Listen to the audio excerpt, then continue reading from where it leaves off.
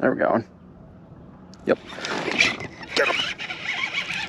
There we are. Oh, that's a good one. Welcome back, everybody. So we just ended up finishing the kayak tournament in La Crosse yesterday, and one thing we didn't really get to do much of is punching.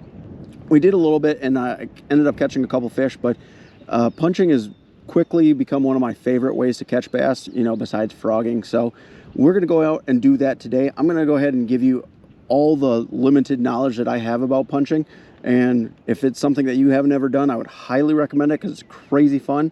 And hopefully make you guys a little bit more successful, or at least shorten that learning curve that, you know, I've had to go through. So let's get after it. So basically punching is just a souped up version of a Texas rig. Typically you're fishing very, very dense vegetation, you know, whether it be lily pads, grass, hydrilla, what have you, whatever you got in your lake, it's typically very, very thick.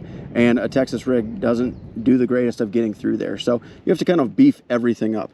So there is a punch rig. It's essentially, you know, I use tungsten, you can use lead too, but a tungsten head, usually much heavier than what you're using for a Texas rig. I typically start with at least an ounce. Depending on your vegetation, you might have to go higher than that. You can go lower than that too, but usually that's kind of for a little bit more sparse stuff. Typically there is, you know, some sort of skirt on there to kind of bulk up that profile without getting hung up in that grass too much. And then you have, you know, whatever kind of plastic you want on the end. I typically use a 4 or 5/0 flipping hook. It's done pretty well for me. And then my favorite plastic is by far the Punch Bug from Strike King. So, and then depending on how much weight you have, you will have to use a bobber stop. Sometimes you have to use a couple bobber stops to keep that lead in place. And you don't really want it separating all that much, because if it separates, it makes it a little bit more difficult to fall through that vegetation. With that, as far as your plastics, there's, you know, a couple different types of plastic you can use. Typically for me, I like to use things with a few less appendages, a little bit more streamlined. That's why I love the Punch Bug, because it does have the claws that provide some sort of movement down there, but it's pretty streamlined, so you don't have those appendages catching up on the grass and stuff like that. If you do want to use something that's got more appendages and, you know, a little bit bulkier profile, you'll probably end up having to use a little bit more weight. So as far as rod and reel, I use the same thing that I use for my frogs. I've got a, what is it? I think a 7.4 extra heavy, 7.3 extra heavy. And then I use a 65-pound braid, and I've got my Dio Alexa. That's an absolute workhorse. One of my favorite reels. So if you guys ever are looking for a reel, I absolutely love this one. But yeah, that's the bulk of it. Whenever you're fishing, the one thing to note is there's always going to be some sort of pattern. It might look like we're just in a ridiculous amount of grass, which we are, but there's typically going to be patterns as to where those fish sit, and those patterns can change throughout the day. Typically for me, I like to start, you know, on the edges a little bit more, you know, in the morning, you know, to evening and stuff like that, and then go much deeper into it during the day, because those fish seem to hide out there in the denser stuff a little bit more often. But again, your patterns can be, you know, where they sit on those edges or in the mats, depending, like it could be sparsity of the mats. Sometimes they like to be in the little bit more sparse of the vegetation. Sometimes they really, really like to be in the thick of it. But yeah, it's an absolute load of fun to go ahead and do that. A lot of times I'm just using black and blue. You can switch it up and move to different colors and, you know, all that sort of stuff, but for the most part, a lot of that sunlight is kind of blocked out down there. So in my thought process, using black and blue to kind of stand out, definitely something you want to do. When you are actually punching and throwing this from a kayak, it's a little bit more difficult because you're a little bit lower of an angle. So again, to get it through those weeds, you might have to use something a little bit heavier. You can kind of lob a cast to go ahead and, you know, be able to punch through a little bit better. But typically you don't want to be casting out too far, because it's going to create an angle. It's going to be much more difficult to feel that fish. And when that fish bites, they can go ahead and just start swimming underneath the mats. So you might be setting the hook into a ridiculous amount of slack. So again, usually it's pretty short things. It can be kind of a monotonous type of fishing. Frogs, obviously you can cover a much more water, but this is very much, you're punching through a couple yo-yos. If you don't end up with a bite, pull it in, pitch to a new spot. and just kind of keep working at that till you find a pattern. You can catch quite a few fish doing this. I've definitely had days where I've caught a lot more punching than using a frog, even though frogs can cover a ton more water. So that being said, all the boring stuff, hopefully that helps you guys out a little bit. If you guys have any questions, by all means drop that in the comment section below. I can most certainly answer the best I can. I'm sure there's probably people with much more experience doing this than I do, or than I have, but I can most certainly try and answer anything that you guys got. But let's get after it and put some of this to test and see if we can't end up with a few fish. There we go. Yep. Get him. There we are. Oh, that's a good one. It's a good one to start with. That's too much fun. One thing you don't really want to do is wait too long before you set those hooks, because again, those fish will, oh man, he got stuck well. They will just end up swimming so far underneath that mat that you'll never have a chance to set the hook because there'll be so much slack. Holy cow.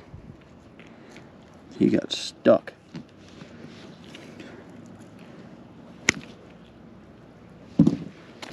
There we go.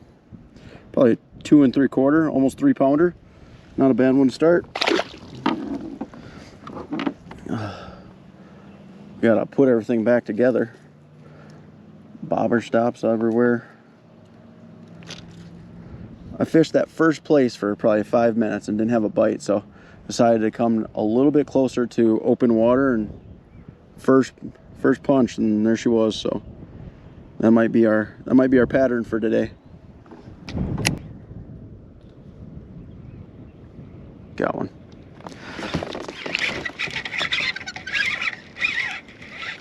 That's a good one.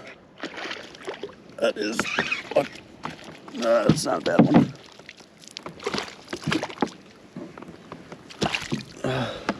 Another 3. Fat though. Oh, absolutely fat. All right, let that one go.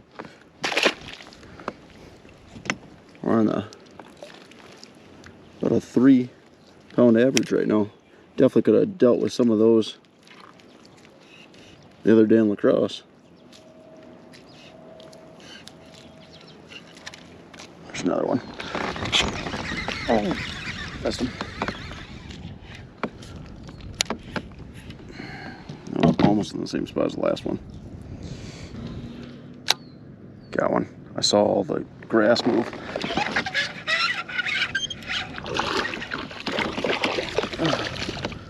Right where we missed that last one. I'm sure that's probably not the same one. That's the smallest of the day. 2.5. This is why I love punching so much. Oh, so much fun.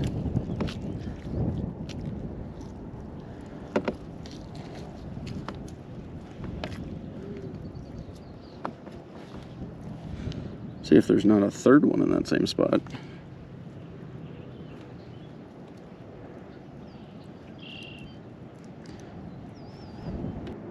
Do we have one?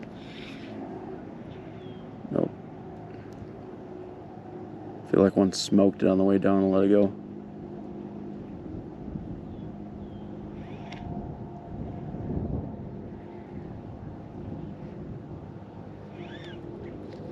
Oh, we got it. He hit it again. Got him. Oh, all 3 of those fish were like in the same spot. He smoked it and then let it go. Came back and ate it again.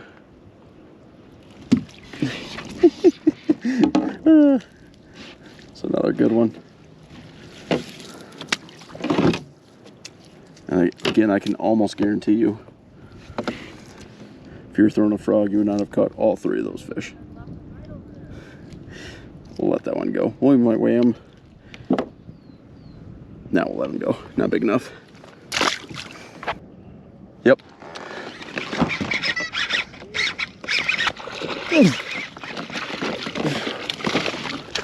That's the better one. Oh, longer, not fatter. We'll go ahead and measure that or weigh that one up. All right, zeroed out.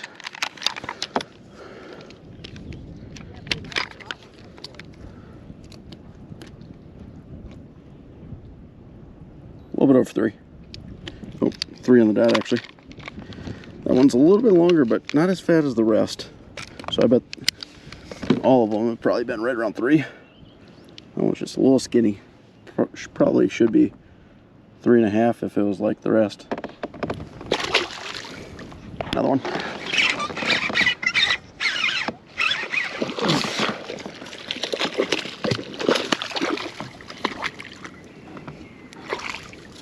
That's a small one. Maybe 2, 2.25. There we go. What's that? There's one. Got it. You still got it. Yep.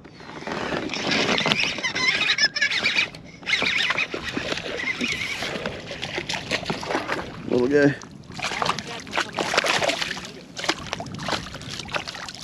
Ooh. He's hooked on the bottom, so we're not going to mess with that.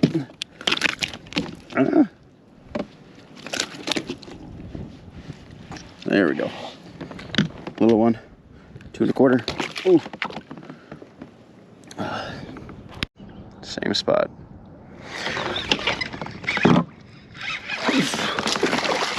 Tiny guy. The little guy. Yep. We're getting smaller. That's never a good thing.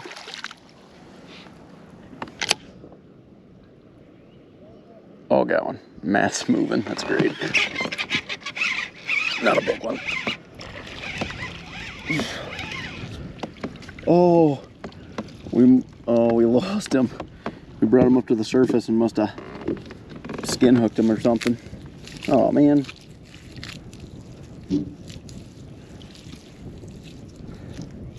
Just got a free ride.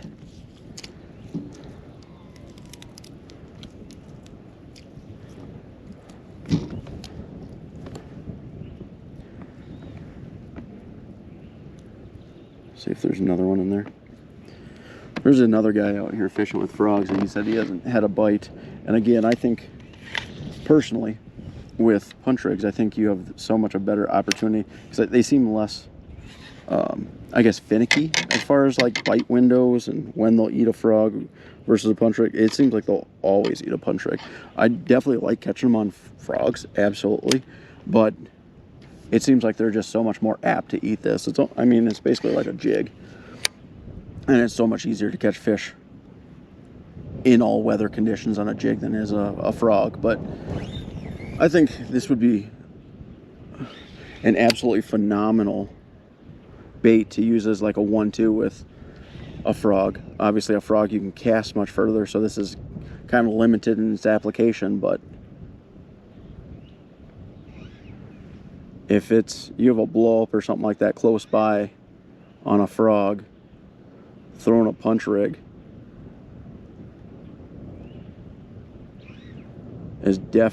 should be an option.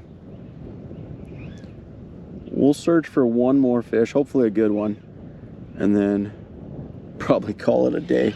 We've only been fishing out here for an hour and 10 minutes or something like that. So not a bad day, but I didn't know I had one. Oh, I did have one.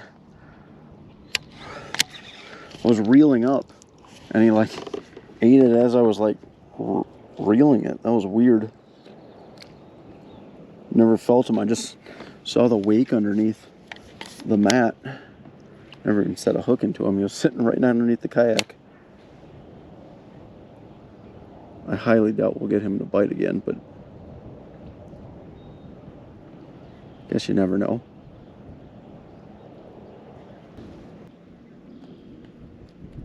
Oh, there's one. He hit it twice.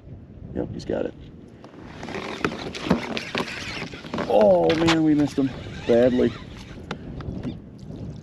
Didn't even set a hook into him. Oh wow, that was unfortunate. He like hit it, tapped it, and I felt him. I dropped it back down, and then he picked it up and tapped it again and started swimming with it. don't know if we'll be able to get him again. Probably not.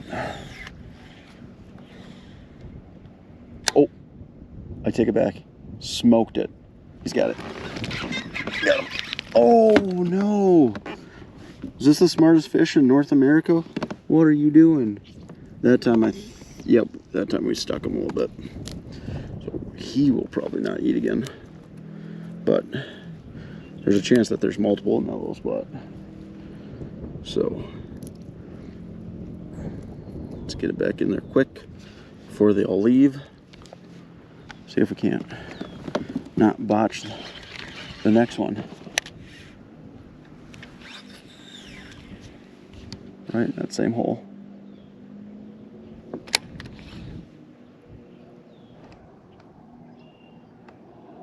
We got one. Yep. Not a big one.